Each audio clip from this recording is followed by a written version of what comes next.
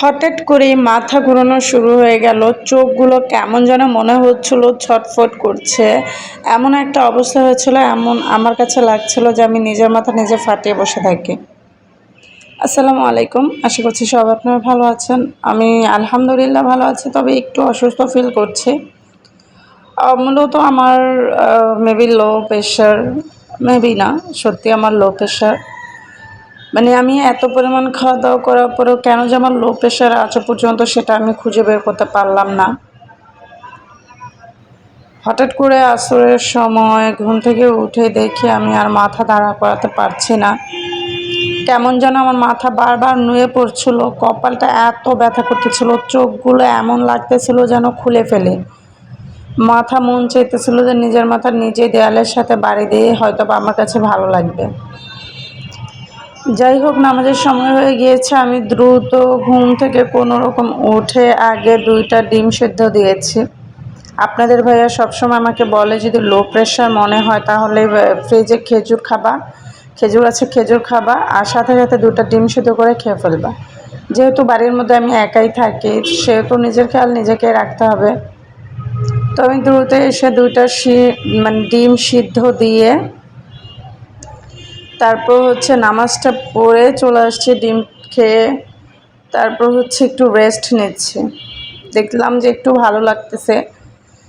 Even আমার প্রচুর ঘাম হচ্ছিল শরীরে। মানে আমি এই মানে এখনও ভালো মতো আসলে কথা বলতে পারছি না, 2-একটা কথা এলোমেলো হয়ে যাচ্ছে। আশা করছি আপনারা একটু ক্ষমা সুন্দর দৃষ্টিতে দেখবেন। যাই হোক, আমি এটা কিন্তু আমার আজকে সকালের ভিডিও, সকাল 7টার ভিডিও। যখন আমি হাঁটতে বের হয়েছিলাম,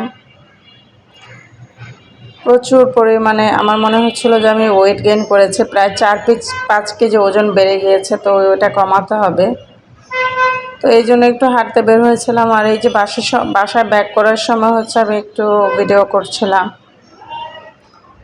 আর এখন যেহেতু দিন বড়, রাত ছোট হয়ে গেছে, তো দিন 7টা বাজে মনে হচ্ছিল যেন 10টা বেজে গেছে।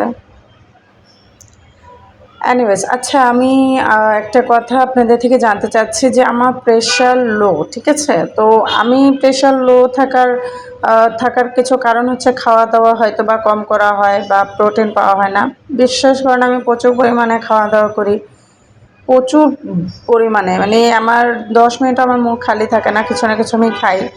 তো কেউ একটু আমাকে সাজেস্ট করতে পারবেন আসলে কেন এরকমটা হচ্ছে? আমার কেন প্রেশার লো?